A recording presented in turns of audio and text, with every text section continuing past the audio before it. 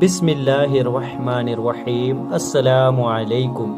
آئیے سنتے ہیں کربلا کا پورا واقعہ۔ امام حسن علیہ السلام کی ظاہری زندگی میں بی بی ام فرواہ نے ایک خواب دیکھا۔ بی بی خواب میں دیکھتی ہے کہ امام حسن ایک خوبصورت پھول بی بی فرواہ کو دیتے ہیں اور پھر ایک طوفان اٹھتا ہے۔ امام حسن آنکھوں سے غائب ہو جاتے ہیں اور اس پھول سے خون ٹپکنے لگتا ہے۔ بی بی اتنے میں دیکھے کہ خواب میں وہ پھول بی بی کے ہاتھوں سے جا کے کسی شہر میں جا کے گر جاتا ہے اور اس پھول کی پنکھڑیاں زمین پہ بکھر جاتی ہے۔ اتنے میں آسمان سرخ ہونے لگتا ہے اور امام حسین اس پھول کے پتوں کو چنتے ہیں۔ بی بی ام فرواہ کی آنکھ کھلتی ہے، آپ زاروں کا تار روتی ہیں۔ امام حسن علیہ السلام نے جیسے ہی بی بی کو تلاشا دیا تو بی بی ام فرواہ نے خواب بیان کیا اور آپ فرماتے ہیں، اے ام فرواہ، ان قریب مجھے شہید کیا جائے گا اور میرے بھائی حسین پہ ایسی غربت آ جائے گی کہ اس کو بے جرم و خطا کربلا کے زمین پہ قتل کیا جائے گا اور میرے اس معصوم بچے قاسم کی لاش کو اس شہر میں پامال کیا جائے گا۔ پھر امام حسن فرماتے ہیں، اے فرواہ، ہماری اس قربانی کے بغیر اللہ کے دین کا بچنا ناممکن ہے۔ بی بی ام فرواہ فرماتی ہیں، اے امام وقت، اگر اللہ کے دین پہ مجھے میرا قاسم قربان کرنا پڑے تو میں کبھی بھی پیچھے نہیں ہٹوں گی۔ بی بی ام فرواہ کے والد کا نام امراء القیف یامانی ہے، جو یمن کا بہت بڑا تاجر تھا اور جس نے امام علی علیہ السلام کے قدموں کو چوم کے اپنی تمام دولت امام علی علیہ السلام کے سپرد کی تھی۔ امام علی علیہ السلام نے ان کی 2 بیٹیوں میں برابر تقسیم کر کے ان کو مدینے میں ہی گھر بنا کے دیا تھا۔ پھر امراء القیف نے اپنی بڑی بیٹی بی بی سلمہ کی شادی امام حسن سے کرنے کی گزارش کی اور اپنی چھوٹی بیٹی رملہ امام حسین سے کروانے کی امام علی سے گزارش کی۔ امام علی نے دونوں شہزادوں اور دونوں شہزادیوں کے رضامندی سے شادی کروائی اور بڑی بیٹی کا نام ام فرواہ رکھا اور چھوٹی بیٹی کا نام ام رباب رکھا۔ فرواہ کا مطلب مالدار، دولت مند، کیونکہ بی بی ام فرواہ بہت بڑی جاگیردار تھی۔ امام حسن علیہ السلام کا جو دسترخوان مدینے میں چلتا تھا، اس دسترخوان کو بھی بی بی ام فرواہ چلاتی تھی۔ آپ کے در سے کبھی بھی کوئی سوالی خالی نہیں جاتا تھا۔ بی بی ام فرواہ کی شادی امام حسن علیہ السلام سے 35 ہجری میں ہوئی۔ اللہ نے آپ کو 38 ہجری میں ایک بیٹی عطا کی جس کا نام امام علی علیہ السلام نے فاطمہ رکھا اور امام علی علیہ السلام نے فرمایا، اے حسن، اس بیٹی کا نکاح حسین کے بیٹے علی زین العابدین سے کرنا، کیونکہ تیری بیٹی اور حسین کے بیٹے سے ہی یہ سادات کی نسل چلنی ہے۔ آج جو بھی حسینی سید جہاں بھی رہتا ہے وہ حسنی سید بھی ہے، حسینی سید بھی ہے، کیونکہ امام محمد باقر علیہ السلام نانا امام حسن علیہ السلام تھے اور امام محمد باقر علیہ السلام دادا امام حسین علیہ السلام تھے۔ اللہ نے بی بی ام فرواہ کو 7 شعبان 47 ہجری ایک شہزادہ عطا کیا جس کا نام امام علی علیہ السلام نے قاسم رکھا، یعنی تقسیم کرنے والا۔ شہزادہ قاسم کی آنکھیں ہو بہو امام علی علیہ السلام سے ملتی تھی اور پیشانی اور گال رسول اللہ صلی اللہ علیہ وآلہ وسلم سے۔ اور پھر 12 شعبان 49 ہجری کو اللہ پاک نے بی بی ام فرواہ کو عبداللہ ابن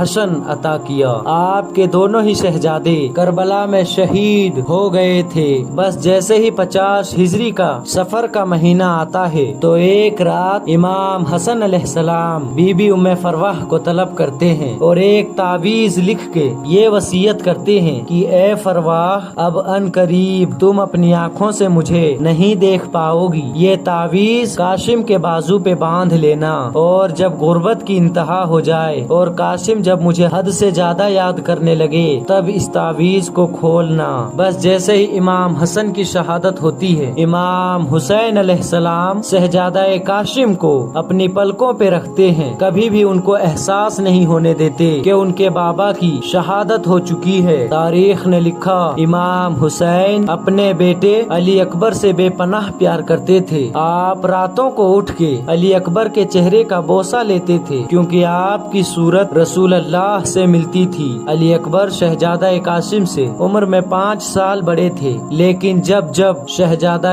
अली अकबर इमाम हुसैन की गोद में होते और शहजादा कासिम इमाम हुसैन के करीब आते, आप अली अकबर को अपनी गोद से उठा के शहजादा कासिम को अपनी गोद में लेते, ताकि मेरे भतीजे को कभी भी यतीमी का एहसास ना हो। बस दौर बदलता जाता है, सादात पे जुल्म बढ़ता जाता है, यहाँ तक के सन 61 हिजरी में करबला आ पहुँचते हैं। जैसे ही 10 मुहर्रम का सूरज तुलू होता है, हर कोई जवान इमाम हुसैन के पास आके इजाजत लेता है और शहादत का जाम पीता जाता है। जनाबे कासिम बार बार कोशिश करते हैं वो भी अपने चचा के पास जाएं, उन्हें भी इजाजत मिले और वो भी मैदान में जाके कुफ्फार को फितनार करे। लेकिन जैसे ही इमाम हुसैन की नजर शहजादा कासिम की मासूम चेहरे पे पड़ती है, आप उन्हें इजाजत नहीं देते और ये कहते हैं, ऐ कासिम, मुझे जब जब हसन की याद आती है मैं तुझे देख लेता हूँ। ऐ मेरे बच्चे,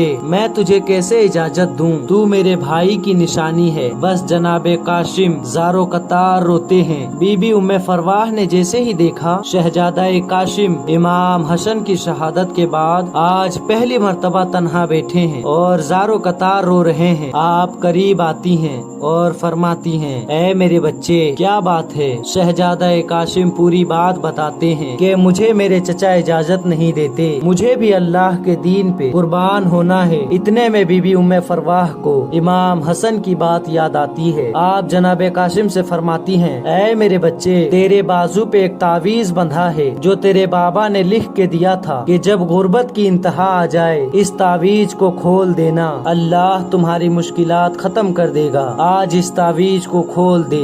बस दोनों माँ बेटे इमाम हसन अलैहिस्सलाम के तावीज को चूम के खोलते हैं तो उसमें ये लिखा होता है, ऐ मेरे भाई हुसैन, मेरे इस बच्चे को भी इजाजत दे दो ताकि ये भी अल्लाह के दीन कुर्बान हो जाए। जैसे ही जनाबे कासिम ने ये पढ़ा कि ये तावीज तो इमाम हुसैन के लिए इमाम हसन ने लिखा है, आप दौड़ते हुए जाते हैं और इमाम हुसैन के कदमों पे हाथ रख के इमाम हसन का तावीज देते हैं। इमाम हुसैन ने जैसे ही तावीज इमाम हसन देखा तो आप ज़ारो कतार रोते हैं और फरमाते हैं, हसन तू मेरा भी इमाम है, आज हसन का ये हुक्म है, मैं कैसे टाल सकता हूँ। ऐ कासिम जा, अपनी माँ से अलविदा कह के आ। जनाबे कासिम जैसे ही खेमे में जाते हैं, बीबी उम्मे फरवाह शहजादे के चेहरे को चूम के कहती है, ऐ मेरे बच्चे, ऐसी कुर्बानी देना फातिमा तु ज़हरा के सामने सुरखरू हो जाऊं। बस शहजादा खेमे से बाहर आता है और जनाबे अब्बास जो जंग में शहजादा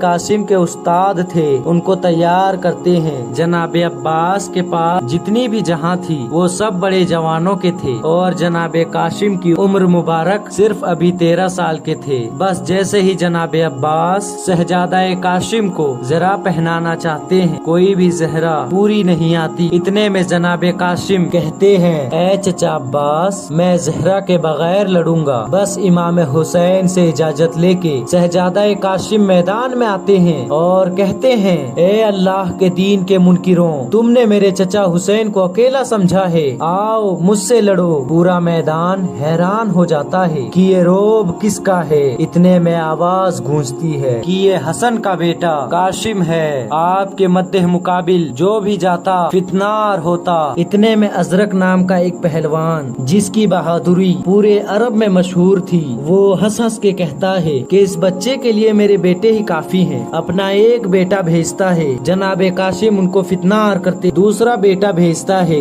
जनाबे कासिम उनको भी फितनार करते हैं। जब उसके सारे बेटे मारे जाते हैं तो वो फिर खुद मैदान में आता है और जनाबे कासिम एक ही वार से उसको भी फितनार कर देते हैं। इतने में उमर बिन शाद कहता है, ये अली का शेर है, इससे फर्जंद मुकाबला करना नामुमकिन नामुमकिन है, सब मिल के हमला करो। जनाबे कासिम को फौज घेर लेती है। दूर से जनाबे अब्बास देखते हैं, करीब जाना चाहते हैं, इतने में देखे कि शहजादा कासिम लश्कर को चीरते हुए मैदान में जाहिर होते हैं और पूरे लश्कर से लड़ते रहते हैं। जनाबे कासिम आवाज देते हैं, ऐ चचा अब्बास, मुझे जंग लड़ने दीजिए। जनाबे अब्बास वहीं रुक जाते हैं। उमर बिन साद हैरान हो जाता है कि ये छोटा सा बच्चा अरब के बड़े बड़े बहादुरों को एक ही वार में मार देता है। उमर बिन साद कहता है, इस बच्चे को चारों तरफ से घेर दो और दूर से तीर मारते रहो। 3000 का लश्कर पीछे से आता है और तीरों की बारिश होती है। इतने में कोई जालिम जनाबे कासिम की पीठ पे नेजा मारता है। आप घोड़े के जीन से जमीन पे आते हैं। जैसे ही ये मंजर इमाम हुसैन ने देखा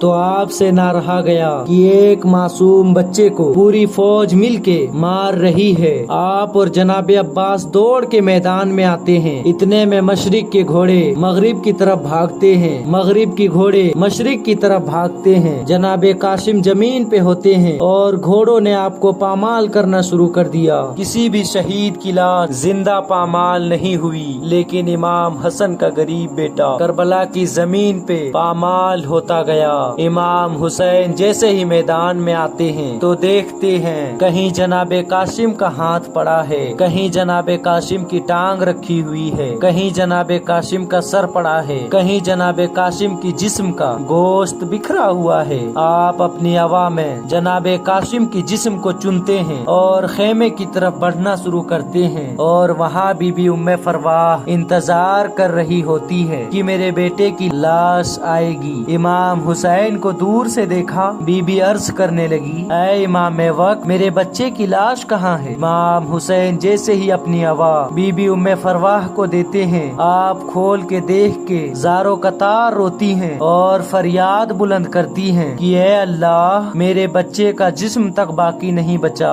सारी बीबियां मिलके बीबी उम्मे फरवाह को तलाशा देती हैं। बीबी उम्मे फरवाह उस पामाल जिस्म से जनाबे कासिम का पहना हुआ कुर्ता अलग करती हैं और अपने साथ रख देती हैं। बस जनाबे अब्बास भी शहीद हो गए, अली असगर भी शहीद हो गए और इमाम हुसैन भी घोड़े के जीन से जमीन पे आते हैं। जैसे ही शिम्र इमाम हुसैन के गले पे खंजर चलाने लगता है तो बीबी उम्मे फरवाह का दूसरा बेटा मोहम्मद अब्दुल्ला इब्ने हसन दौड़ते हुए मैदान में आते हैं और कहते हैं, मेरे चचा हुसैन को ना मारो, वो बेरहम जालिम उस मासूम बच्चे के सर को भी तन से जुदा कर देता है और इमाम हुसैन के सर को काट के नेजे पे बुलंद कर देता है। बस खयाम जल जाते हैं, शाम गरीबा गुजर जाता है। बीबियां कैद होके शाम की तरफ जाती हैं और जब सालों की बाद रिहाई मिलती है, सब बीबियां मदीने के तरफ अपने अपने घरों को जाती है। लेकिन बीबी उम्मे फरवाह जन्नतुल बकी में आके अपने आप को इमाम हसन के कब्र पे गिरा देती हैं और खून से भरा हुआ कासिम का कुर्ता कब्रे इमाम हसन पे रख के कहती है,